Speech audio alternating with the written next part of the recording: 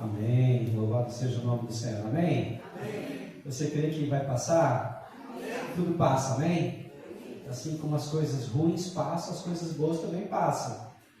A Bíblia diz em Eclesiastes capítulo 3, há tempo para todas as coisas. Há tempo para nascer, há tempo para morrer, há tempo para sorrir, há tempo para se entristecer, há tempo para construir, há tempo para destruir, há tempo para tudo.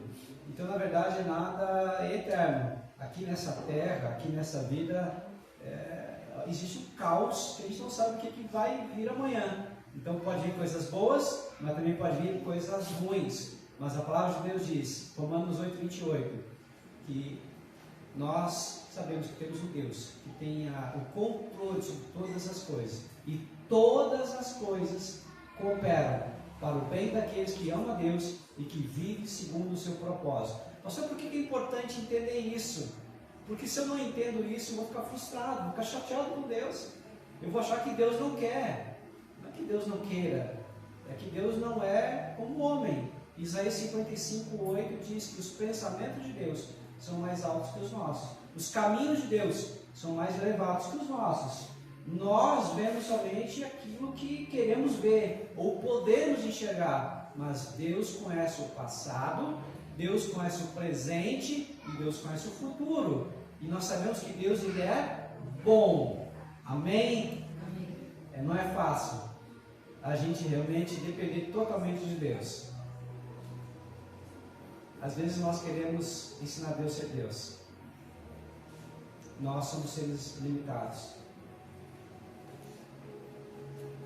Deus é ilimitado. Nós somos seres corruptíveis. Deus é incorruptível. Nós somos seres limitados e Deus é eterno. Não tem fim, não tem começo. Deu começo, o alfa, e o fim, o ômega. Então, não adianta, a gente só precisa se submeter ao senhorio de Deus. Amém? Quero começar hoje falando para você, descansa o coração do Senhor. Não sei o que você está passando, não sei o que você está sofrendo, mas uma coisa eu sei: se tem uma resposta, se tem uma solução, a solução e a resposta está em Deus. Não é a inteligência humana, não é o teu dinheiro, não são os teus amigos. Tudo isso é bom, muito bom, mas a resposta verdadeira e definitiva vem do Senhor. Então eu preciso compreender e entender a palavra de Deus, e eu preciso me submeter à palavra de Deus.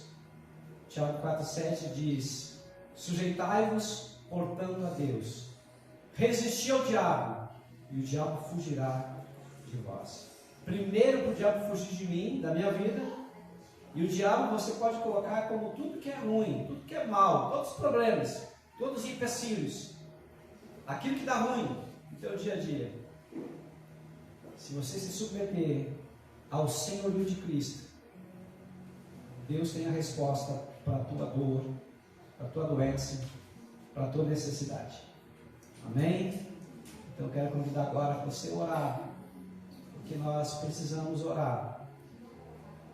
Nós costumamos dizer que muita oração, muito poder. Pouca oração, pouco poder. Nenhuma oração, nenhum poder.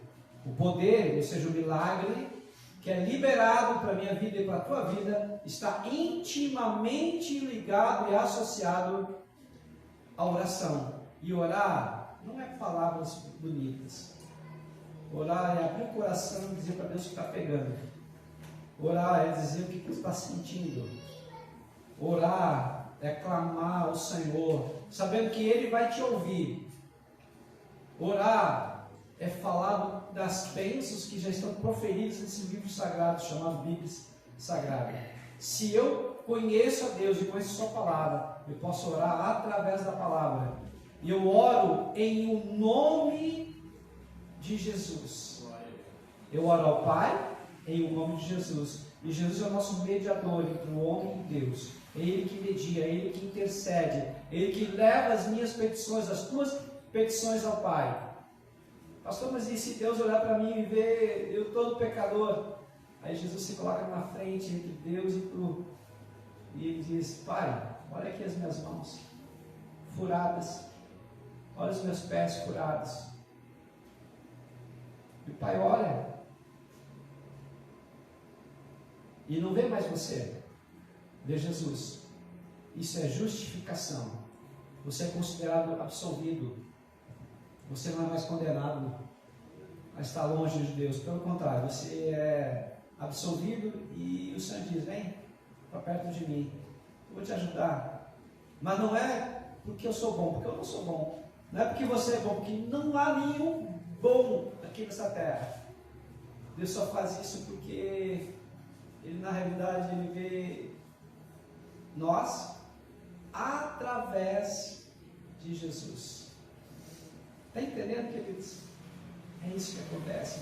Então, quando Deus Ele opera, Ele te enxerga, Ele te vê, Ele está vendo você através do filtro chamado Jesus Cristo de Nazaré. Então, por isso que nós oramos nesse momento. Coloca a mão na altura do teu coração. Senhor amado, nós somos gratos a Ti, porque Tu és bom. A Tua fidelidade, a Tua misericórdia, ela se renova a cada dia. E nós, Senhor amado, nos colocamos e nos dispomos diante do Teu trono e nos submetemos, Senhor, ao Teu senhorio. O Senhor é nosso Salvador, porque primeiro o Senhor é nosso Senhor. O Senhor tem a última palavra. O Senhor que nos dirige. O trono do nosso coração tem alguém sentado que é o Senhor. E se o Senhor não está sentado, nós te pedimos agora: retira o nosso eu, o nosso egoísmo e coloca o Senhor sentado para tomar a direção, tomar as rédeas do nosso coração, dos nossos sentimentos, nossos pensamentos, das nossas ideias, da nossa direção, da nossa vontade, de toda ação e reação que nós tenhamos.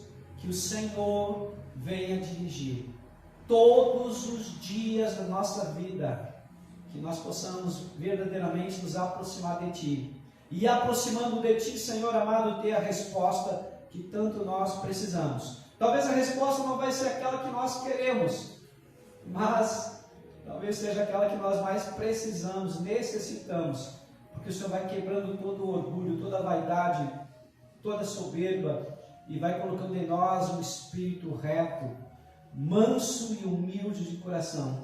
Agora, Pai amado, nós nos submetemos ao Teu senhorio e te pedimos: abra o nosso entendimento, abra os ouvidos espirituais para ouvir a Tua voz, e que ouvindo a Tua voz nós tenhamos a coragem de colocar a Tua palavra em prática na vida real. É o que nós pedimos e desde já agradecemos. Em nome de Jesus, amém. Amém. Amém, queridos? Pode sentar. Hoje a palavra é bem interessante. E nós estamos falando agora, nos últimos domingos, as palavras estão entre Mateus capítulo 5 e Mateus capítulo 7, que é o Sermão do Monte. Uma vez perguntaram para Gandhi, na Índia, se ele gostava dos cristãos. Ele falou: eu não gosto dos cristãos. Tinha um problema com os cristãos, mas eu gosto do Cristo, dos cristãos. E ele falou assim: poderia ser que todos os livros do mundo acabassem, mas se ficassem esses 3 capítulos, Mateus capítulo 5, capítulo 6 e capítulo 7, que fala sobre o sermão do monte, o sermão da montanha, o mundo não perderia grande coisa.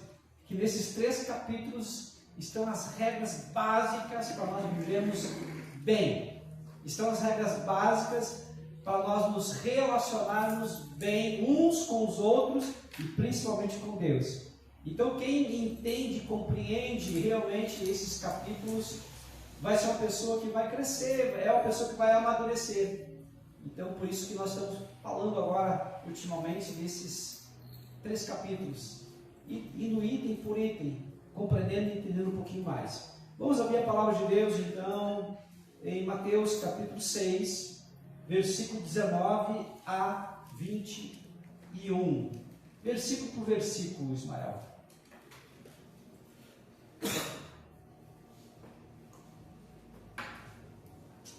Versículo 19.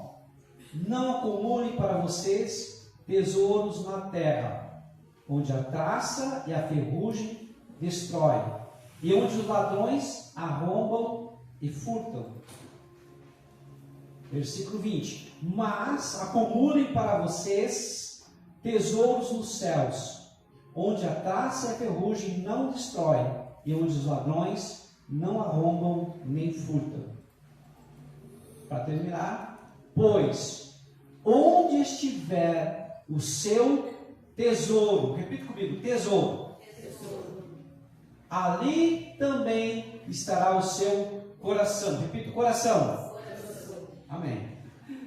Senhor amado, Senhor zela e vela pela tua palavra. A tua palavra não volta vazia, sem cumprir para o propósito para o qual foi destinado. Então agora, Pai amado, fala ao nosso coração, que o homem desapareça, que Cristo cresça e seja glorificado através dessa palavra. Então, queridos, eu quero falar aqui sobre 3 temas principais.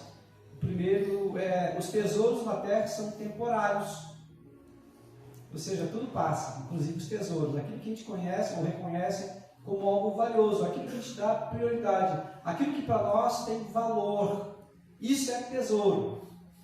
Segundo, os tesouros do céu são eternos. E por fim, o coração sempre segue o tesouro. Amém? Pastor, como é que eu sei que algo na minha vida é valioso? Algo na minha vida é prioridade? Algo na minha vida é realmente muito importante para mim? Primeiro, o tempo que tu investe naquilo. Segundo, o dinheiro que tu tira da tua carteira e coloca. Terceiro, a atenção que tu dá. Quarto, a energia que você coloca para focar naquilo que você está colocando como algo especial. Tá, pastor, mas me dá um exemplo, vou te dar vários. Vou pegar um homem que gosta muito de jogar futebol. Então ele diz, dia de semana, terça-feira é o meu dia de jogar futebol. E no sábado também. E não importa se chover, não importa o que acontecer, eu não tiro futebol da minha semana, da minha agenda, do meu cronograma. Para ele, então, o futebol, naqueles dias, é o tesouro. Porque ele é inegociável. Não importa o que acontecer, ele não quer saber de mais nada. Ele vai jogar a bola. Vou pegar agora um exemplo feminino. Vamos imaginar que a mulher gosta muito de seriado. E está olhando a série, e não importa o que aconteça, até chegar no fim da série. Eu sei que homens também gostam de série. Vamos pegar um exemplo mais feminino. Então, independentemente do que acontecer, ela não vai fazer mais nada, porque ela quer terminar aquela série. Estão entendendo? Para aquela mulher, aquela série é muito importante. Ela está dando porque o tempo dela, a atenção dela, a energia dela, para ela poder terminar o seriado. Então, independentemente, tudo que nós priorizamos, tudo que nós focamos, tudo que nós colocamos nosso tempo, nossa energia, nosso dinheiro, nossa atenção, isso se torna algo de valor, algo que nós não negociamos. E a Bíblia aqui é bem clara. No versículo 21 eu vou repetir. Pois onde estiver o seu tesouro, ali também estará o seu coração. Não é o inverso. Jesus não falou aonde estiver o seu coração vai estar o teu tesouro. Não. Onde estiver o seu tesouro, ali vai estar o seu coração. O que é coração biblicamente? Coração é a sede da nossa alma, ou seja, nossas emoções. Coração é os nossos pensamentos, nosso raciocínio. Coração é nossos desejos. Coração é nossa vontade. Coração, na verdade, é nosso eu interior. É tudo que nós somos verdadeiramente. É nosso caráter, nossa integridade. É como nós nos comportamos, como nós somos vistos. Isso é o coração. Então vamos tentar entender um pouquinho mais sobre essa palavra. Primeiro vou dar alguns exemplos de riquezas temporárias. Em Lucas capítulo 12, versículo 16 a 21, fala sobre um rico insensato. E eu gosto muito, principalmente, desse versículo, que é Lucas 12, 20. E eu vou explicar. Primeiro, havia uma briga entre dois irmãos, porque estavam disputando uma herança. E a coisa mais crítica, mais difícil é quando um pai, uma mãe, os dois morrem, depois fica a herança para dividir entre os irmãos, entre os herdeiros, né? É complicado. Às vezes ali que a gente vai conhecer as pessoas, ali que as pessoas se manifestam o seu egoísmo,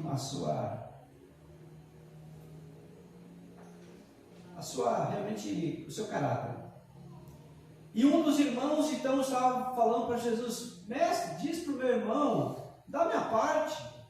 O outro diz: não quero dar, não vou dar. Aí Jesus, para não se intrometer, mas ele ensinando e orientando sobre a questão das riquezas, Jesus contou uma história. E na história disse que havia um homem, e esse homem, ele plantava, ele tinha silos, nesses silos guardava os grãos, só que ele teve uma grande colheita, e ele pensou: e agora eu não tenho onde acumular, onde guardar os meus grãos, eu vou construir novos silos, maiores ainda, eu vou abarrotar esses silos com os grãos, e eu vou me fartar, porque eu vou ter muito dinheiro, eu vou poder ter uma vida como eu quero. E aí Lucas 12, 20 diz: louco, se hoje eu te pedir a tua alma, o que tu tens preparado, para onde você vai? Ou seja, Jesus estava dizendo o seguinte, que não adiantava as pessoas quererem focar o dinheiro em coisas incertas, e no caso aqui está falando de dinheiro, que é o Deus desse mundo, que as pessoas correm, traem, matam, se vingam, fazem qualquer coisa para ter o dinheiro. Pastor, então o senhor está dizendo que o dinheiro é ruim? Não. A Bíblia diz que o amor ao dinheiro é a raiz de todos os males, não é o dinheiro. Nós temos muitos exemplos de pessoas que foram ricas, riquíssimas, mas foram de Deus. Pastor, então nós podemos ter dinheiro? É claro que podem. Vocês podem ter dinheiro, mas o dinheiro não pode ter vocês. Amém? Vocês podem ter dinheiro no bolso, e o dinheiro é um excelente servo, ele é para servir, ele é um meio, mas o dinheiro não pode ser um fim por si só. O dinheiro não pode ser um mestre, porque se o dinheiro é um mestre, você segue o dinheiro e nunca se contenta, e faz coisas impensáveis, e que depois você se arrepende, só por causa do dinheiro. Então Jesus está dizendo exatamente isso, que as riquezas não garantem o futuro. Esse homem da história de Jesus, ele estava pensando: eu estou feito na vida. Talvez alguém pensasse: agora eu não preciso trabalhar mais, eu estou com a minha aposentadoria garantida, eu vou viver mais 20, 30, 50 anos aí numa boa. Só que Jesus está dizendo: olha, a morte vai bater amanhã. E o que adiantou tu ter tanta riqueza? Tu não vai levar para o caixão esse dinheiro. Duro, né? Mas é isso. As riquezas não garantem o futuro. Então, o primeiro exemplo que eu quero falar sobre essa questão dos tesouros: não são eternos, são temporários. Segundo exemplo, Salomão. Eclesiastes capítulo 2, versículo 1 a 11. O que diz aqui? Salomão está falando que tudo passa, tudo é vaidade, tudo é ilusão, é como correr atrás do vento. Você consegue pegar o vento? Você consegue pegar o óleo? Não. Então a gente projeta, a gente tem expectativa em relação às coisas, em relação às pessoas, e nós nos frustramos, nós ficamos aborrecidos, nós ficamos tristes, nós ficamos decepcionados, porque não saiu como nós prevíamos, não saiu como nós queríamos, não saiu como nós desejávamos. O que eu aprendo aqui? Que o sucesso não satisfaz a alma. Salomão tinha 1000 mulheres.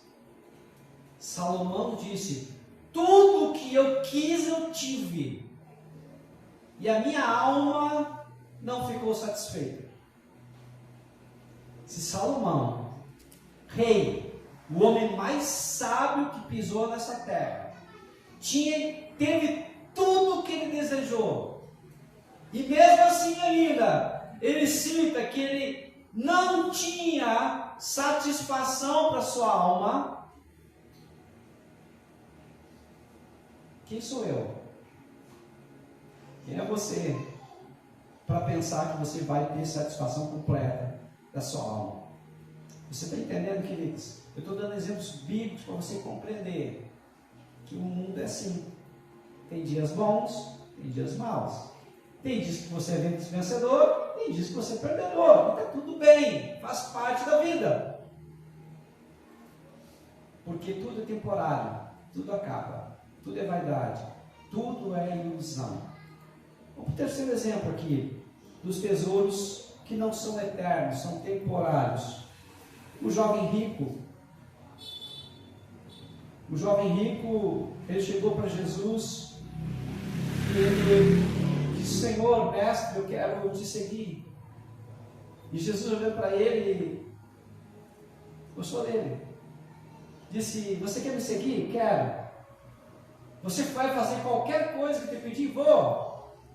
Vai e vende toda a tua fortuna, toda a tua herança, dá aos pobres e me segue.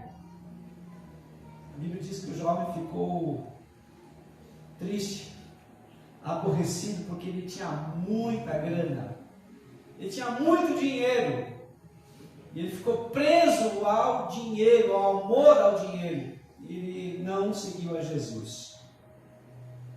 O que eu aprendo? Que nós não podemos entregar a Deus,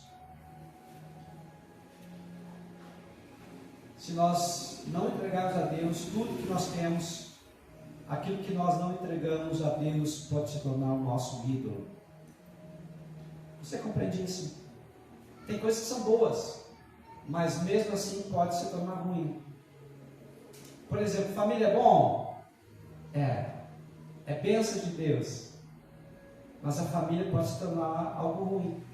Porque, de repente, a família pode se tornar o nosso Deus, o ídolo, que está no lugar de Deus. Qualquer coisa, seja material, seja físico, que nós não colocarmos no lugar de Deus, que ocupe os nossos pensamentos, que ocupe os nossos desejos, que ocupe a nossa vontade, e que nós pensemos mais do que Deus, desejamos mais que Deus, aquilo pode se tornar Deus.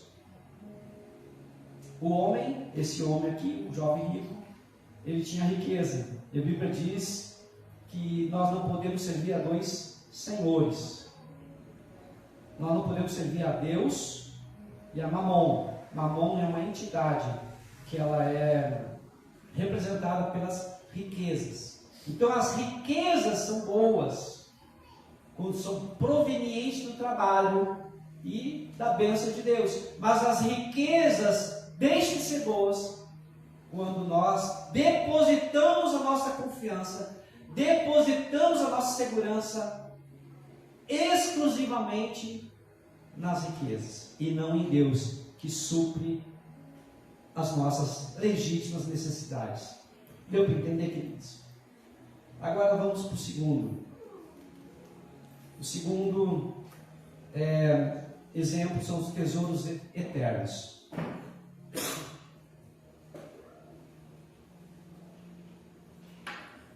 Primeiro exemplo, Abraão. Hebreus 11, 8 a 10. Fala sobre Abraão. Abraão foi um exemplo de fé.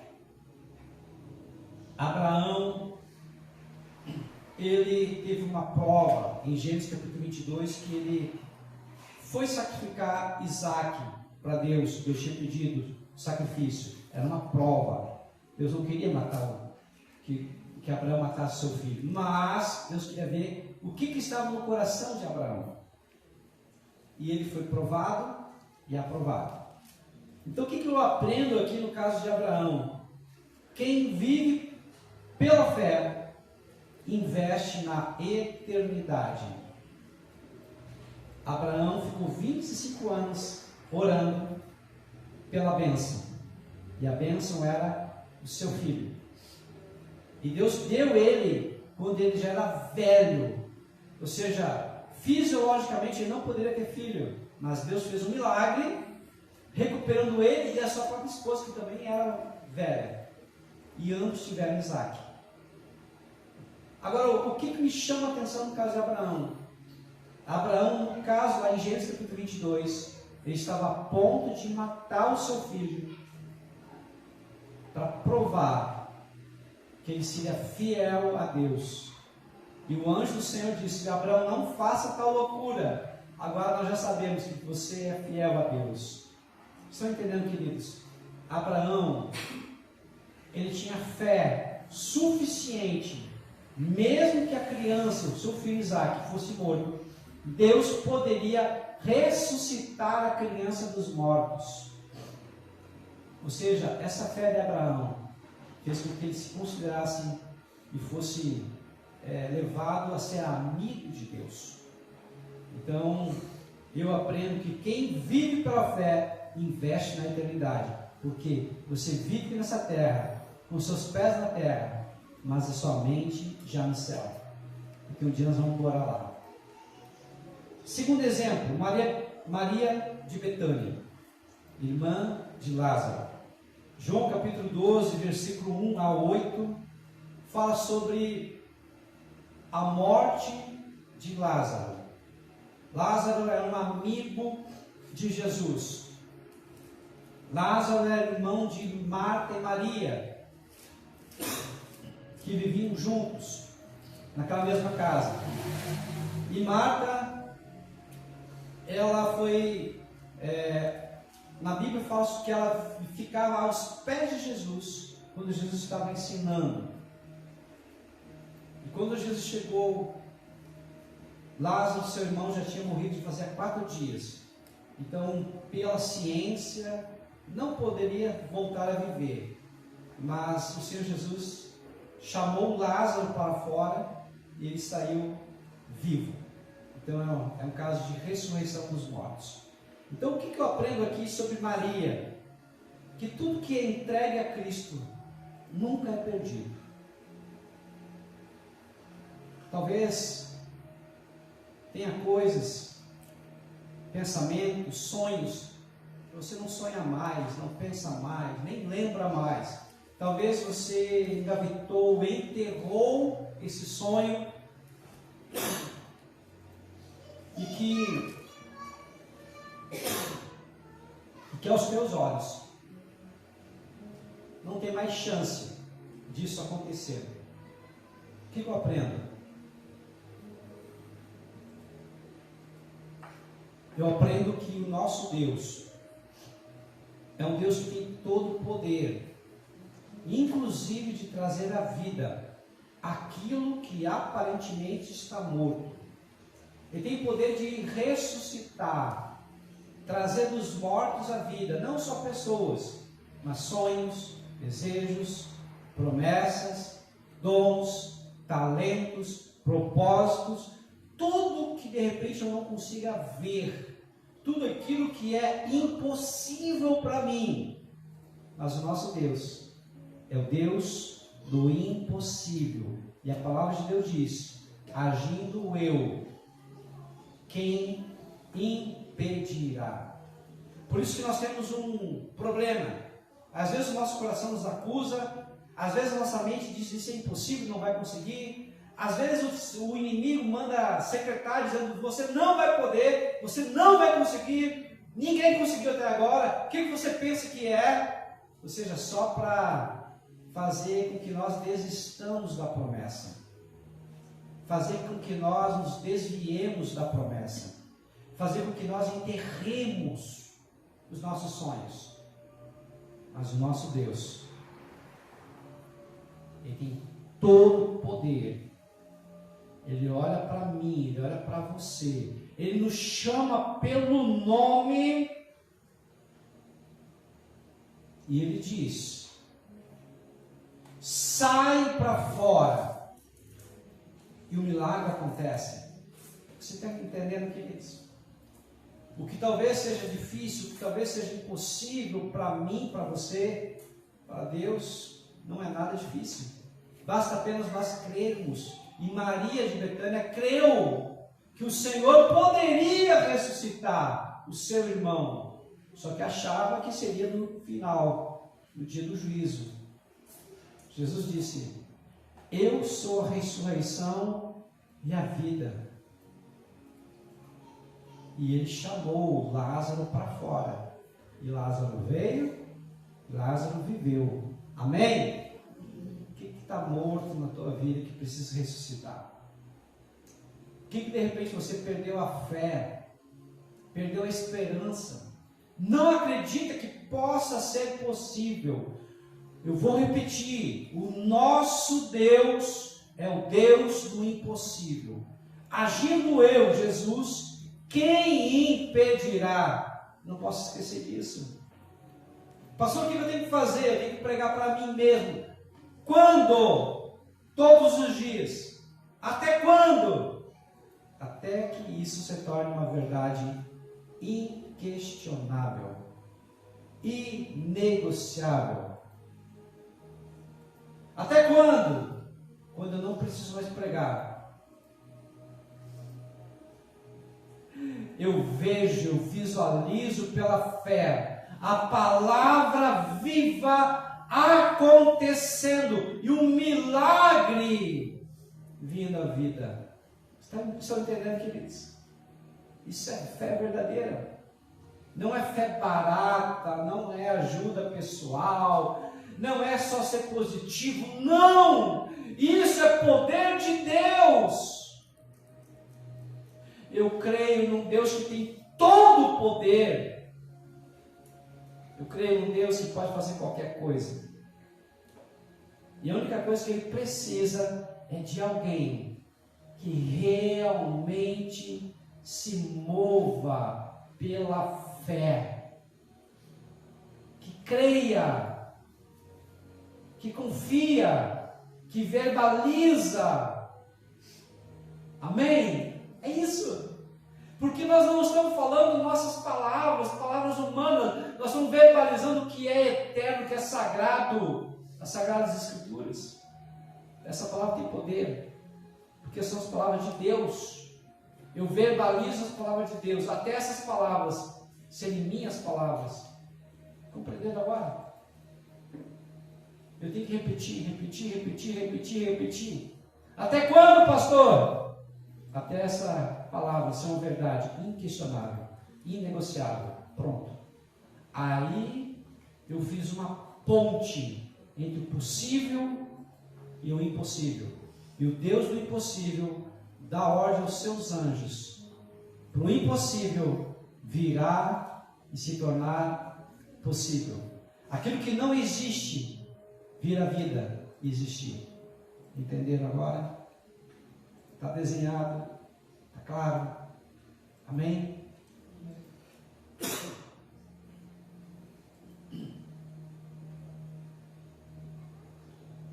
Vamos adiante. Terceiro exemplo de tesouros eternos. Paulo. Filipenses capítulo 3, versículos 7 a 8. Filipenses 3, 7 a 8. Paulo, na carta de Filipos, ele fala sobre a gente ser alegre, a gente ser feliz. E qual é a situação de Paulo? Estava numa praia paradisíaca, tomando suco, bebendo, indo para a praia? Não! Paulo estava preso, encarcerado. Paulo estava para ser condenado e decapitado. Eu lendo esse livro de Filipos, carta de Paulo aos Filipenses, eu vejo um homem realmente que estava com seus pés na terra, mas seu coração, sua mente já estava no céu. Eu vejo um homem totalmente guiado e dirigido pelo Espírito Santo, maduro, que ele se alegrava com qualquer coisa, porque aqui também Filipenses 4,13 diz: tudo posso naquele que me fortalece. Eu posso passar por provações, eu posso passar privações, eu posso passar fome, eu posso passar qualquer coisa. Sei estar bem, sei estar mal, sei estar numa escassez, pobreza, eu também sei ter abundância. Tudo posso naquele que me fortalece. Então esse Paulo aqui, que ele está dizendo que ele se alegra. E não só ele se alegra, como ele diz para mim e para ti, porque o verbo está no imperativo. Alegra-te. Às vezes não é fácil ficar alegre. Os boletos vêm, as contas vêm, os impostos vêm, a injustiça vem, e tudo isso vem querendo tirar a nossa paz. E está tudo bem, porque isso faz parte do ser humano e da nossa vida aqui nessa terra. Mas a palavra de Deus diz para a gente se alegrar. Então aí que está a questão: eu vou dar ouvidos a quem? Ao meu coração, que é enganoso? Eu vou ouvir as outras pessoas que, por mais que elas queiram o nosso bem, elas são limitadas, pecadoras. Ou eu vou ouvir a palavra de Deus que diz: alegra-te. Eu posso jogar limpo para Deus e dizer: Senhor, eu não quero me alegrar, eu não estou gostando de me alegrar. Na verdade eu estou enojado, na verdade eu estou... Mas eu preciso me alegrar, me ajuda.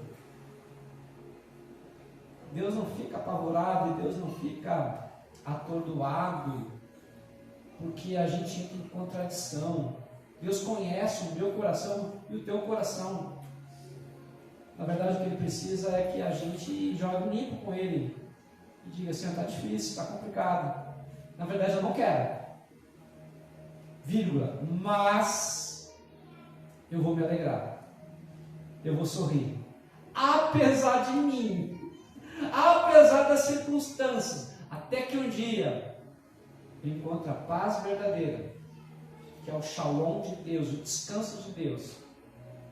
E independente das circunstâncias externas, meu coração está ligado a Deus, conectado a Deus, e nada que acontecer nesse mundo vai tirar minha paz, nem vai tirar minha alegria, porque eu não vivo sob circunstâncias externas. Eu não me movo pelo que eu vejo, não me movo pelo que eu ouço, não me movo pelo que eu sinto, eu me movo pelo que está escrito na palavra de Deus. Isso que basta. Acabou. Amém? Então eu aprendo com Paulo o quê? Que conhecer Jesus vale mais que qualquer coisa. Todo conhecimento que Paulo tinha, toda sabedoria, todo status, toda importância que ele tinha, porque ele pertencia ao Sinédrio, ao Senado daquela época. Ele disse que aquilo era considerado como, eu vou deixar mais leve, como estrume. Está na palavra. Ele considerava como estrume. Não valia nada diante das grandezas das coisas e das revelações espirituais. Ah, queridos, quantas pessoas de nós já corremos atrás de status, reconhecimento, cargo, fama, Não vale nada isso. O que mais importa não é a nossa reputação, o que mais importa é que Deus sabe quem nós somos. E a conexão que nós temos com o Altíssimo. É isso que na realidade vale. Mas a gente prioriza outras coisas. A gente prioriza que as pessoas nos valorizem, que as pessoas nos ouçam, que a gente se torne importante. Para Deus não. O que mais importa é eu me conectar com Ele. É eu ser reconhecido como filho dele. É eu fazer as coisas para agradar o meu Pai. E automaticamente o meu Pai vai me agradar. Porque Deus não fica devendo nada para ninguém. Ele nos dá 30 vezes mais, 60 vezes mais, até 100 vezes mais. Pastor, então é um ótimo negócio fazer as coisas para Deus? Sim. Nós podemos ganhar até 100 vezes mais. Coisa que aqui na terra jamais nós vamos ganhar. Podemos ganhar 1, 2, 3, mas jamais mais que isso. Muito difícil. Mas no reino de Deus, os tesouros celestiais, até 100 vezes mais. Então, tudo que eu faço para Deus é pouco. Tudo que eu faço para Deus é a minha obrigação. Tudo que eu faço para Deus, na verdade, eu estou fazendo para mim mesmo. Porque Deus vai me dar de recompensa aqui nessa terra e no porvir muito mais que nós pedimos ou pensamos. Então é o melhor negócio que tem nessa terra. É fazer, é agradar, é louvar, é adorar, é obedecer ao Senhor. Amém?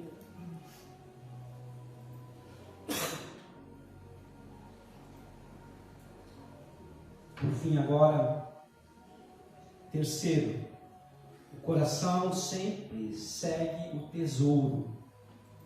Vamos ver alguns exemplos. Primeiro, Judas Iscariotes. Mateus capítulo 26, versículo 14 a 16. Mateus 26, 14 a 16.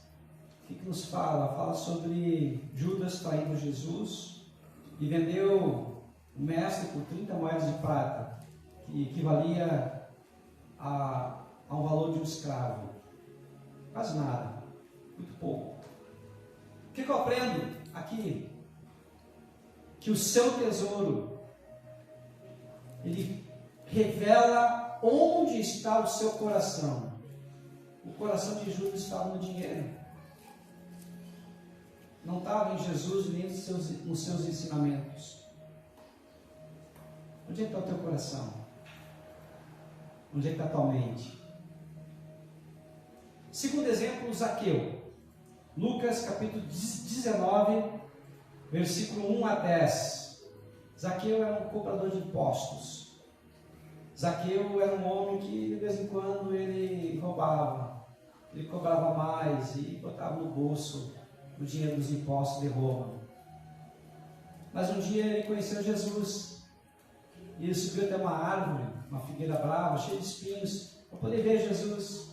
E na verdade estava querendo realmente compreender e entender quem era aquele mestre, que falava palavras que eram diferentes.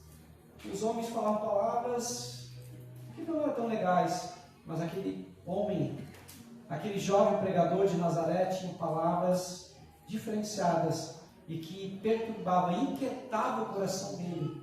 Ele queria muito conhecer Jesus.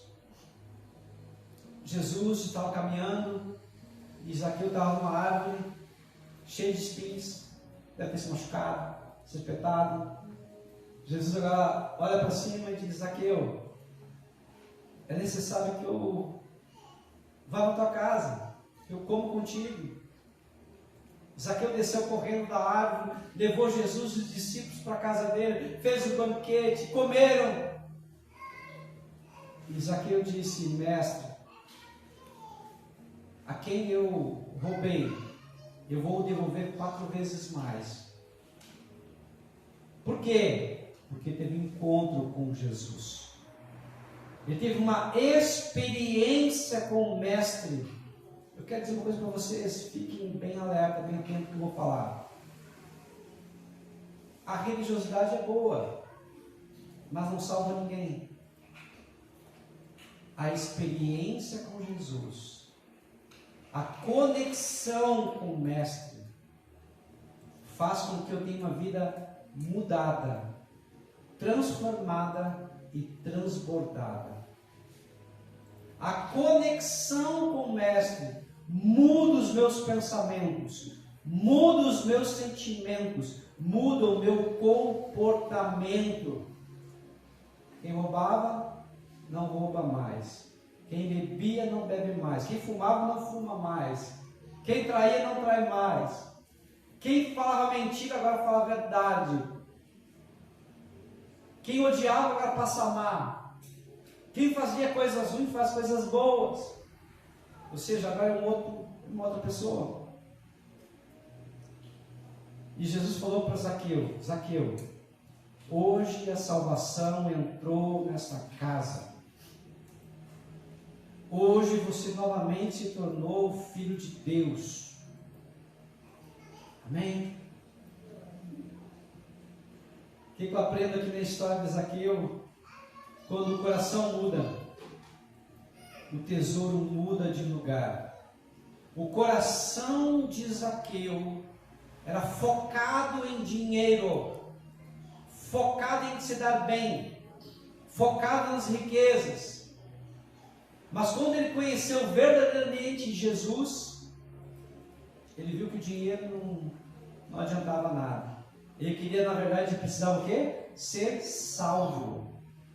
Ele precisava o quê? Ser uma nova criatura. E a única forma, o único caminho era e é e será sempre Jesus Cristo de Nazaré. Então, o que aconteceu? Zaqueu, ele ia dar até 4 vezes mais daquilo que ele roubou das pessoas nos impostos. Está entendendo, queridos? Tem um filme, eu não lembro agora o nome do filme, mas fala sobre um cara que era vendedor de veículos.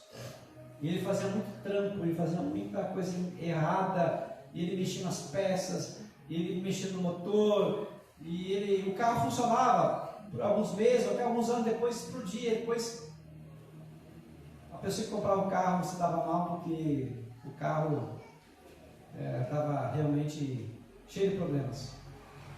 Mas tudo era feito para ele se dar bem.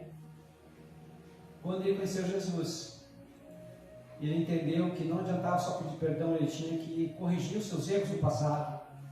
Ele foi casa por casa, lugar por lugar, pessoa por pessoa que ele vendeu. E aquele dinheiro que ele ganhou, que ele lucrou, ele foi devolver. Ele apanhou, levou tapa na cara, foi corrido de muitas casas. Mas ele ficou livre. Ninguém mais podia dizer que ele tinha algo pendente. Ninguém mais podia dizer que ele tinha algo escondido, porque agora ele estava livre de toda a condenação. Romanos 8:1. Portanto, nenhuma condenação há para aqueles que estão em Cristo Jesus. Amém? Terceiro exemplo, a viúva pobre. Marcos capítulo 12, versículo 41 a 44. Jesus estava agora no templo e as pessoas estavam fazendo as ofertas, os dízimos. E vinha muita gente ofertar no gasofilácio grande soma de dinheiro, ouro, prata, joias e assim por diante, dinheiro. E Jesus olhando, e os discípulos olhando. Daqui a pouco veio uma viúva pobre e colocou 2 miseráveis moedas, que eram as mais baixas possíveis. E aquilo tocou o coração de Jesus. E Jesus olhou para os discípulos e disse: aquela mulher, aquela viúva pobre, depositou mais que qualquer um dos outros. Porque todos os ricos, eles vieram ofertar a sobra que tinha de excedente. Mas aquela mulher deu tudo o que ela tinha. Ela tinha somente essas 2 miseráveis moedas. O que eu aprendo? Que Deus não mede o valor da oferta. mas o lugar que ela ocupa no coração. Aquela mulher, ela queria apenas adorar a Deus. E tudo que ela tinha eram 2 moedas, centavos. Vamos colocar na atualidade. Mas para Jesus foi a principal oferta, porque ela deu tudo. Amém? Eu vou repetir aqui no versículo 21, Mateus 6, 21. Pois onde estiver o seu tesouro, aí também estará o seu coração.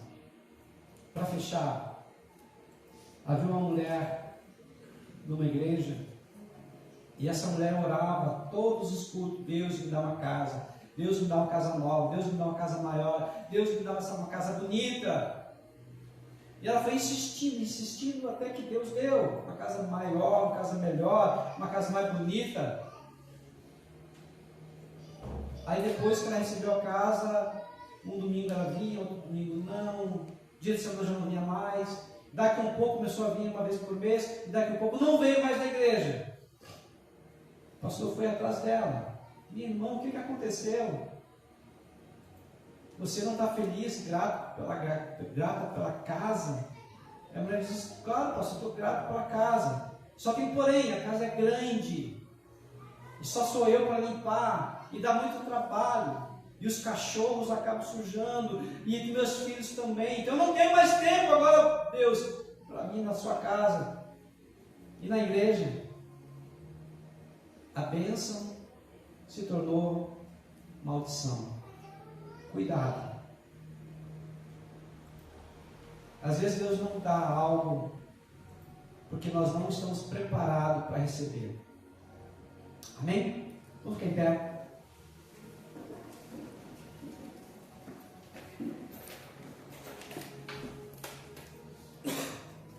Deus conhece o nosso coração. As nossas orações sempre têm que ser finalizadas com aquilo que o Senhor nos ensinou. Senhor, eu quero, mas antes de tudo, seja feito a tua vontade. Por quê? Porque a vontade de Deus, ela é boa, agradável e perfeita. Deus conhece o que é melhor para nós e vai nos dar o seu devido tempo. Se nós não desistirmos, se nós soubermos esperar e termos paciência, Deus vai nos dar o tempo certo. E se não der, que não, Deus não quer, tem outra alternativa, tem outra via, outro meio, outra forma de nós sermos abençoados e abençoar também outras pessoas. Senhor amado, nós nos submetemos à tua palavra e te pedimos agora, Pai amado, que o Senhor, que é Deus Todo-Poderoso, venha guardar os nossos pensamentos, o nosso coração, e que realmente o nosso tesouro seja o Senhor. Que o Senhor possa reinar em nossas vidas, em nossas famílias, em nossos negócios, onde nós trabalhamos. E que tudo que realmente nós fizermos seja feito corretamente e seja feito com a intenção certa. Ajuda-nos, Senhor amado, ao que o nosso tesouro seja as riquezas dos céus e não da terra, porque os do céu são eternos e as riquezas da terra são temporárias. Nos ajuda a compreender essa realidade e a viver de acordo com os teus planos, de acordo com a tua palavra, de acordo com a tua vontade. É o que nós te pedimos e agradecemos em nome de Jesus. Amém e amém. Amém, queridos?